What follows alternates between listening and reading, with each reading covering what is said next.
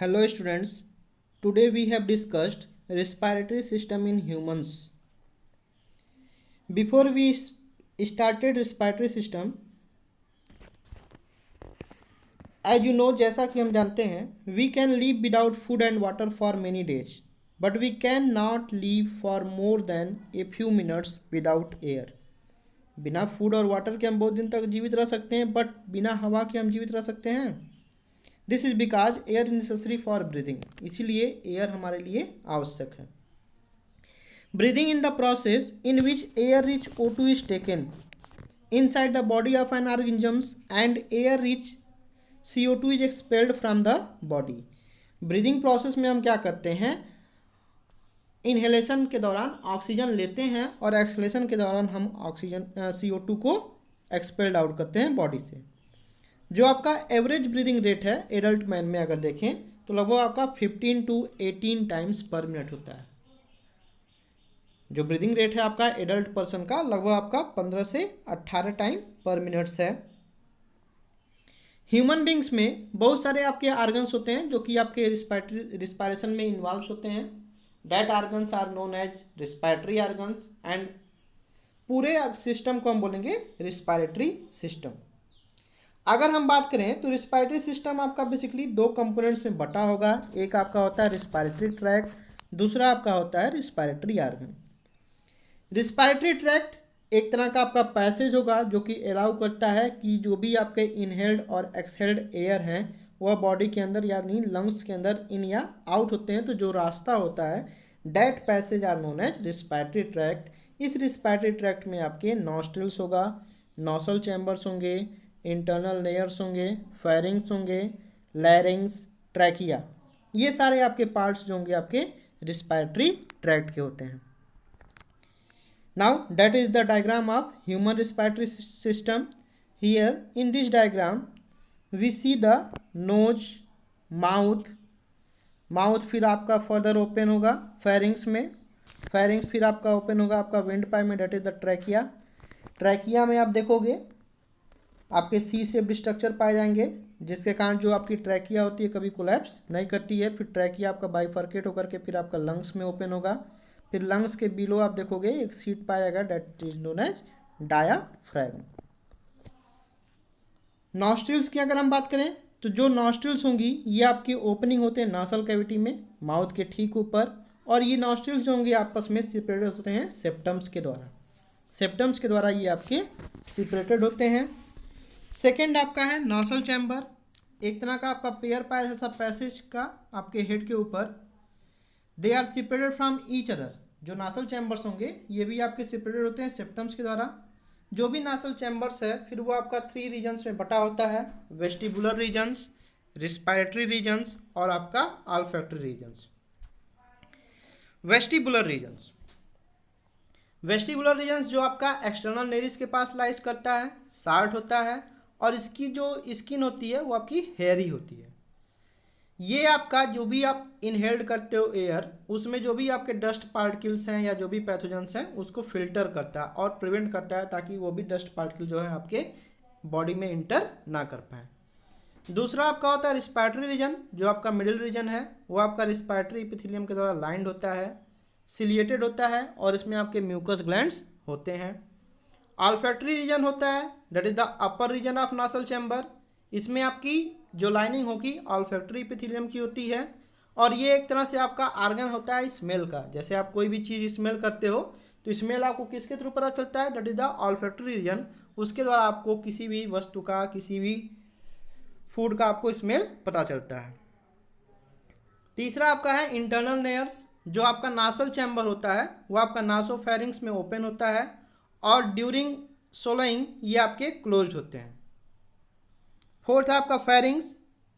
Pharynx क्या है, the part of throat between mouth and wind pipe. वह part मतलब माउथ और विंड पाइप के बीच का जो पार्ट है that is the pharynx. Pharynx ये आपका माउथ के बिहाइंड होगा और नासल कैविटी के एंड एबव द ऊसोफेगस, ऊसोफेगस के एबव होता है, एंड द लैरिंग्स, लैरिंग्स और ऊसोफेगस के एबव होगा. शार्ट होगा लगभग आपके 12 सेंटीमीटर लंबे tube like behind the buccal cavity होगा. जो फेरिंग्स होगा ये भी आपके 3 पार्ट्स में बटे होते हैं, nasopharynx, oropharynx and laryngopharynx. I repeat, nasopharynx, oropharynx and laryngopharynx. Here that diagrams are shown as pharynx region. Nasal cavity के ठीक नीचे आपके फेरिंग्स पाए जाएंगे। फेरिंग्स भी आपका 3 पार्ट में बटा हुआ है, upper part nasopharynx, middle part आपका ओरोफेरिंग्स एंड लास्ट पार्ट आपका laryngopharynx. Nasopharynx that is the upper part of pharynx, ये आपके स्कल के बेस से फैला होगा, upper surface of soft palate में। ओरोफेरिंग्स ये आपका मिडिल पार्ट होगा फेरिंग्स का, वह कहाँ होगा, in front of buccal cavity. Laryngopharynx ये आपका लोअर पार्ट होगा फेरिंग्स का, और ये आपका 2 ट्यूब्स में होगा, ट्रैकिया और ओसोफेगस में। फिर आपका आता है लैरिंग्स। लैरिंग्स को हम बोलते हैं एडम्स एप्पल, मोर प्रोमिनेंट होगा मैन में देन इन वोमेन। लैरिंग्स को हम जनरली क्या बोलते हैं, साउंड बॉक्स। क्यों बोलते हैं, क्योंकि इसमें आपका कार्टिलेजियस बॉक्स होता है जो कि हेल्प करता है साउंड के प्रोडक्शन के लिए। जो इसका अपर एंड होगा वो आपका इनलार्ज होता है ट्रैकिया के ऊपर, और ये नेक के ऊपर आपका सिचुएटेड होता है at the level of 4 to 6 cervical vertebrae. जो लैरिंजियोफेरिंग्स है वो आपका ओपन होता है एक पोर लाइक स्ट्रक्चर में, and that pore like structure is known as glottis. Glottis आपका कवर होता है एक लीफ लाइक कार्टिलेजिनस फ्लैप से, that cartilaginous flap are known as epiglottis. Epiglottis prevent the food in the trachea. Trachea में food को आने से रोकने का काम कौन करता है, आपका एपिग्लॉटिस करता है। Next, that diagrams are lungs. Here upper part that is the larynx, below the larynx that is the windpipe trachea. Trachea में आप देख रहे हो कि सी शेप्ड आपके रिंग पाए जाते हैं, that rings are no cartilaginous rings which are responsible for collapse नहीं होता है क्या, ट्रैकिया।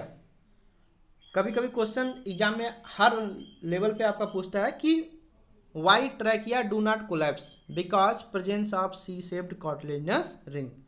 फिर फर्दर ट्रैकिया आपका बाइफर्केट होता है, बाइफर्केट होकर के आपका प्राइमरी ब्रोंकियाई में, फिर ये आपका सेकेंडरी, फिर टर्सरी, फिर आपका छोटे छोटे ब्रोंक्यूल्स में कन्वर्ट होंगे, और ब्रोंक्यूल्स का जो टिप होगा वहाँ पर आपका सैक लाइक स्ट्रक्चर पाया जाएगा। टर्मिनल एंड वो सेल को हम बोलते हैं एल्विलाई सेल्स, जहाँ पर आपका सिंपल डिफ्यूजन प्रोसेस होता है, जहाँ पर आपका गैसेस एक्सचेंज होता है O2 ब्लड्स में, और ब्लड्स में जो CO2 होगा फिर वो आपका एल्विलाई सैक में चला जाता है। लंग्स के ठीक नीचे आपका पार्ट होगा, that part are known as diaphragm. Lungs आपका सिचुएटेड होता है थोरैकिक कैविटी में। नेक्स्ट आप देखोगे ब्रोंकियल ट्री, या हम जिसकी बात करें ट्रैकिया, ट्रैकिया को ही हम बोलते हैं ब्रोंकियल ट्री, बिकॉज लगभग ये आपका देखो एक तरह से आपका 4 इंचेस लॉन्ग होगा, लैरिंग्स से आपका मिडिल थोरैकिक कैविटी तक फैला होता है, और फिर ये आपका 2 भागों में डिवाइड हो जाता है प्राइमरी ब्रोंकियाई में। एक एक जो ब्रांच है वो आपका एक एक लंग्स में इंटर करता है। जो राइट प्राइमरी ब्रोंकस है वो फिर आपका सेकेंडरी ब्रोंकियाई में, और फिर वो आपका दोनों लोब में आपके लंग्स में फैला होता है। जो सेकेंडरी ब्रोंकियाई है फिर वो आपके छोटे छोटे टर्शियरी ब्रोंकियाई में डिवाइड होते हैं, और फिर आपके छोटे छोटे स्मॉलर ब्रोंक्यूल्स में डिवाइड होते हैं। जो स्मॉल ब्रोंक्यूल्स है उसका जो टर्मिनल एंड है वो आपका एक तरह से रिस्पिरेटरी ब्रोंक्यूल्स का काम करेगा, फिर वो आपका एल्वियोलर डक्ट में डिवाइड होता है। चूँकि आप देखो एक मेन ब्रांच है, मेन ब्रांच से फिर सब ब्रांच, फिर उससे सब ब्रांच निकल रहे हैं, just like a tree like appearance, that this is also known as bronchial tree. Respiratory organs की बात करें तो जो मेन रिस्पिरेटरी ऑर्गन्स होता है आपका पेयर ऑफ लंग्स होते हैं। जो ब्रांचिंग नेटवर्क होगा ब्रोंकियाई का, ब्रोंक्यूल्स का, एल्वियोलाई का, ये आपके मिलकर के लंग्स का फॉर्मेशन पूरा कवर अप करते हैं। लंग्स आपके 2 नंबर्स 2 इन नंबर होंगे, ये चेस्ट कैविटी में आपके फील्ड होते हैं, और लाइंग 1 ऑन ईच साइड, दोनों साइड्स में आपके लंग्स होंगे, और बीच में आपका हार्ट होता है। लंग्स को अगर देखेंगे तो लंग्स की जो कवर्ड होता है आपका मेम्ब्रेन से, and that membranes are known as pleura. जो मेम्ब्रेन होगा आपका 2 लेयर्ड होता है, इन बिटवीन द 2 मेम्ब्रेन आपके फ्लूइड्स पाए जाते हैं, that known as pleural fluids which are response, एक तरह से आपका लुब्रिकेंट्स का काम करता है, जो कि लंग्स को आसानी से थोरैकिक कैविटी में आपका फ्रीली मूव हो ड्यूरिंग ब्रीदिंग, ब्रीदिंग के दौरान उसमें फ्रिक्शन ना हो, तो एक तरह से आपका लुब्रिकेशन का काम करता है। फिर आप देखोगे मेडिएस्टिनम, ये क्या होता है? That is the space of thoracic cavity between the two lungs, दो लंग्स के बीच का जो स्पेस होगा वह कहलाएगा आपका मेडिएस्टिनम। इसमें आपके दोनों साइड्स के प्लूरा आपके आ जाते हैं। फिर आपका है थोरैकिक कैविटी, ये आपका हालो कैविटी होता है और इसमें आपके दो प्लूरल कैविटी पाए जाएंगे इनक्लोजिंग ए लंग्स। ये भी आपका बैरल शेप्ड स्ट्रक्चर होगा और बाउंडेड होता है बैकबोन के द्वारा and front by breast bone या चेस्ट बोन के द्वारा, और जो साइड्स होते हैं वह रिब के द्वारा कवर अप होते हैं। फिर आपका है डायाफ्राम। डायाफ्राम भी आपका एक तरह से क्या है? आपका सीट है किसका? स्केलेटल मसल का। डोम शेप्ड मस्कुलर पार्टीशन होगा और ये सेपरेट करते हैं थोरैक्स को किससे? एब्डोमेन से एंटीरियरली आगे की तरफ, और वह लंबर वर्टिब्रे से आपका जुड़ा होता है और पोस्टरली ये आपके रिब से जुड़े होते हैं और एक तरह से इंपॉर्टेंट रोल परफॉर्म करते हैं रिस्पायरेशन में। अगर हम बात करें लंग्स के एक्सटर्नल फीचर्स की, तो लंग्स आपके सॉफ्ट होते हैं, स्पॉन्जी होते हैं, इलास्टिक होते हैं। इसकी जो सरफेस होती है स्मूथ होती है, शाइनी होती है। अगर इसके सरफेस पे देखें तो बहुत सारे आपके पॉलीहेड्रल एरियाज पाए जाते हैं। इनका शेप जो होता है कोनिकल होगा और इसका अपेक्स नैरो होता है अपर एंड पे, और जो लोअर एंड होता है वहाँ पर आपका कॉनकेव होता है, ब्रॉड होता है। लंग्स जो होते हैं आपके लोब्स में बटे होते हैं बाय फिशर्स के द्वारा। जो राइट लंग होगा उसमें आपके 3 लोब्स होते हैं और जो लेफ्ट लंग होता है उसमें आपके 2 लोब्स होते हैं। जो भी आपके लोब्स हैं वो आपके बहुत सारे लॉब्यूल्स के द्वारा कंपोज होते हैं। लंग्स में आपके ब्रांकियोल्स होंगे और एल्विलाई पाए जाते हैं and an extensive network of blood vessels और कैपिलरी। ब्लड वेसल्स भी होंगे और आपके ब्लड कैपिलरीज का भी एक बहुत बड़ा नेटवर्क होता है। अगर हम एयर सैक की वाल यानी एल्विलाई की वाल देखें तो वो आपका इलास्टिक होता है और वह फिर आपका कैपिलरी के द्वारा सप्लाई होता है बाई पल्मोनरी आर्टरी, और वहाँ पर आपका मॉइस्ट बना रहता है क्योंकि वहाँ पर ताकि सिंपल सा वहाँ पर गैसियस डिफ्यूजन हो सके। It is done by the fluid produce by the wall of alveoli. Moist बना रहता है क्योंकि वहाँ पर आपकी जो एल्विलाई की वाल है वह कुछ फ्लूइड्स का सिक्रेशन करते रहते हैं। The surface tension of this fluid must be low. वहाँ पर सरफेस टेंशन क्या होता है? लो होना चाहिए, जिसके कारण जो एल्विलाई है वो आपका जब हम इनहेल्ड करते हैं तो वो आपका ज़्यादा एक्सपेंड ना हो। The fluid therefore contain a surfactant. Surfactant क्या होता है? बेसिकली ये आपका एक तरह से डिटर्जेंट लाइक सब्सटेंस होता है जो कि सरफेस टेंशन को रिड्यूस करता है। पल्मोनरी सर्फेक्टेंट्स ये आपका एक तरह से मिक्सचर होता है क्या? इसका लिपिड्स का और प्रोटीन का, जो कि एल्वियुलर स्पेस में आपके सीक्रेट होते हैं बाय एपिथेलियल सेल से। जो मेन फंक्शन होता है सर्फेक्टेंट का कि वह आपका सरफेस टेंशन को कम करता है एल्विलाई सेल में वहाँ पर आपका, जिसके कारण आपका हाइड्रोफिलिक और हाइड्रोफोबिक फोर्स वर्क करता है। Insufficient pulmonary surfactants in the alveoli can contribute to collapse of part or all of the lungs. अगर इनसफिशिएंट पल्मोनरी सर्फेक्टेंट हो जाएगा तो आपके जो एल्विलाई हैं वो आपके कोलैप्स भी कर जाते हैं। ये ओवरऑल स्ट्रक्चर है आपका ह्यूमन लंग्स का।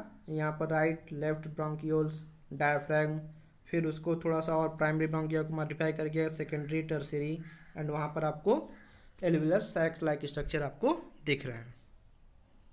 इन ट्रैकिया एंड ब्रोंकियाई आपके गोबलेट सेल्स पाए जाते हैं जो कि एक तरह से आपका म्यूकस का सिक्रेशन करते हैं। म्यूकस जो आपका एक तरह से स्लाइमी सोल्यूशन होता है, इसमें आपके ग्लाइकोप्रोटीन्स होते हैं। ग्लाइकोप्रोटीन्स के पास एबिलिटी होती है कि जो भी आपके इनहेल्ड पार्टिकल्स है जैसे पैथोजन हुआ चाहे डस्ट हुआ उसको ट्रैप करते हैं। केमिकल पॉल्यूटेंट जैसे सल्फर डाइऑक्साइड वह आपका म्यूकस में डिजॉल्व हो जाता है और वह आपका एक एसिडिक सोल्यूशन पड़ता है, जिसके कारण कभी कभी आपको इरिटेशन होता है एयर में, नोज में। जो नासल पैसेज होगा उसमें आपके छोटे छोटे हेयर्स होते हैं जिसके द्वारा जो भी मैक्रोफेज हैं, फैगोसिटी WBC हैं, वो आपके डस्ट पार्टिकल या बैक्टीरिया को आपका धीरे धीरे रिमूव करते हैं।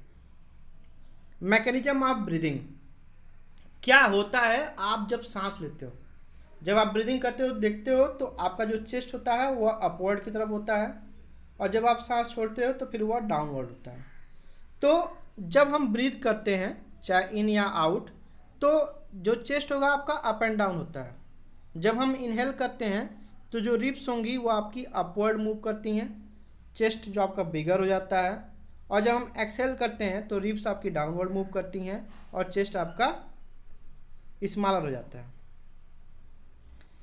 अब यहाँ पर देखिए मसल्स का इन्वॉल्वमेंट होता है। जब हम इंस्पिरेशन करते हैं, ड्यूरिंग इंस्पिरेशन जो हमारी रिब केज है, रिब केज में आपकी जो मसल्स होती हैं वो आपकी कॉन्ट्रैक्ट करती हैं। जब कॉन्ट्रैक्ट करती हैं तो आपके जो रिब केज होते हैं, जो रिब्स होंगे वो आपके, उनका मूवमेंट होगा अपवर्ड की तरफ। और जो आपका एब्डोमेन है या जो डायफ्रैगम है उसका जो मूवमेंट होगा आपका डाउनवर्ड्स, जिसके कारण जो थोरैकिक कैविटी है उसका स्पेस आपका बढ़ जाता है। और जब थोरैकिक कैविटी का स्पेस बढ़ जाएगा तो वहाँ पर आपका प्रेशर क्या हो जाता है, कम हो जाता है। किसकी तुलना में, एटमॉस्फेरिक प्रेशर की तुलना में। देन एयर आपका ट्रैकिया के थ्रू लंग्स में इंटर करता है। ड्यूरिंग एक्सपिरेशन, जब एक्सपिरेशन करते हैं तो वहाँ पर जो रिब्स होंगी, रिब्स की जो मसल होती हैं उनका रिलैक्सेशन होता है। रिलैक्सेशन होता है तो जो रिब केज है वो आपका डाउनवर्ड मूवमेंट करता है और जो आपका डायफ्रैगम है वो आपका अपवर्ड मूवमेंट करता है, जिसके कारण थोरैकिक कैविटी की स्पेस आपकी घट जाती है, जिसके कारण थोरैकिक कैविटी का प्रेशर आपका बढ़ जाता है in comparison to atmospheric pressure के। देन जो एयर है वो आपका फिर बॉडी से माउथ के थ्रू बाहर रिलीज हो जाता है। इस तरह से आपका ब्रीदिंग का ओवरऑल प्रोसेस होता है। Thank you.